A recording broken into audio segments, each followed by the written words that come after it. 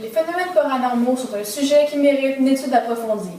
On dit paranormaux les phénomènes hypothétiques hors de la normalité que la science ne peut expliquer, tels que la télékinésie. Donc, aujourd'hui, nous allons vous la décrire et expliquer pourquoi elle est classée dans la catégorie des phénomènes paranormaux.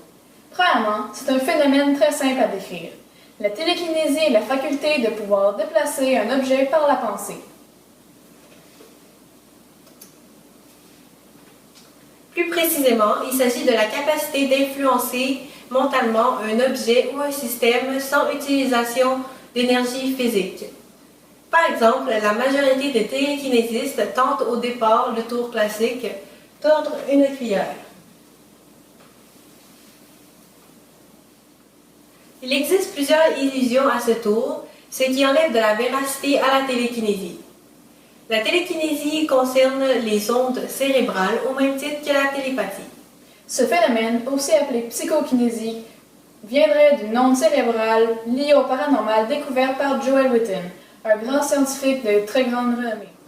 Il est impossible de savoir si ce phénomène vient d'un don inné, mais ce qui est sûr, c'est qu'il est lié à une utilisation renforcée du cerveau droit, le cerveau étant divisé en deux parties.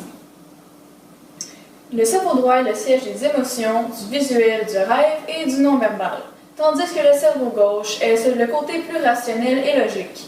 Les personnes capables de télékinésie privilégient le côté droit du cerveau, comme les jeunes enfants. C'est pour cette raison que ceux-ci sont plus aptes à utiliser la télékinésie que les adultes, puisque la raison n'est pas encore développée dans leur cerveau et que pour eux, les phénomènes paranormaux leur paraissent réalistes. Alors voilà en quoi consiste la télékinésie. Deuxièmement, la télékinésie est considérée comme un phénomène paranormal. Effectivement, c'en est un, puisque les scientifiques n'arrivent pas à trouver de preuves concrètes et à fournir d'explications vérifiables. Oui, il y a eu beaucoup d'expériences menées par des scientifiques, mais qu'est-ce qui dit que ce n'était pas du trucage ou simplement le fruit du hasard? Rien. En effet, il est impossible de savoir si l'objet est réellement affecté par l'individu et non par quelque chose d'autre, puisque le cerveau est difficile à accéder aux autres que soi-même. En plus, le télékinésiste ne contrôle pas son pouvoir. C'est très soudé et imprévisible. En voici un exemple. Matthew Manning, un individu capable de télékinésie et de pouvoirs plus psychiques, comme la télépathie, la téléportation d'objets ou la voyance, etc., reconnu de beaucoup de savants, a écrit un livre sur ce mystérieux pouvoir. Il y a inscrit comment il faisait pour exercer son pouvoir. Mais je n'ai jamais réussi à réaliser un désir de force.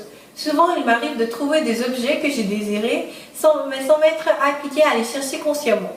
C'est le subconscient qui agit et me permet de les obtenir de la façon la plus naturelle. Autrement dit, selon lui, il est difficile pour ceux qui pratiquent la télékinésie d'obtenir ce qu'ils souhaitent dès qu'ils le veulent par force. Ils ne contrôlent donc pas vraiment leur pouvoir, c'est leur subconscient qui agit. C'est donc plutôt par accident que ce pouvoir se produit. Du côté théorique, la télékinésie serait impossible.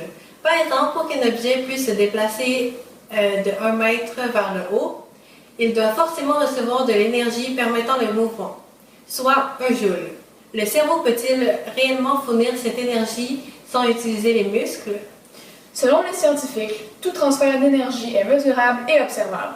Donc, si le cerveau est réellement capable de créer l'énergie afin de déplacer l'objet, il devrait avoir perdu de la chaleur, puisque l'objet absorbe l'énergie. Donc, il aurait refroidi de 1 degré Celsius. Hélas, ceci n'a jamais été vérifié sur un télékinésiste.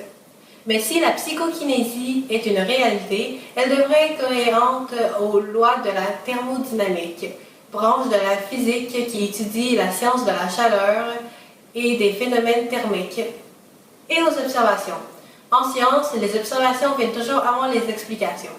Par contre, pour vérifier l'existence de la télékinésie, il est nécessaire d'avoir des observations vérifiables, ce que personne n'a, malheureusement. Ce qui classe la télékinésie dans le paranormal, les phénomènes pas encore découverts, non expliqués.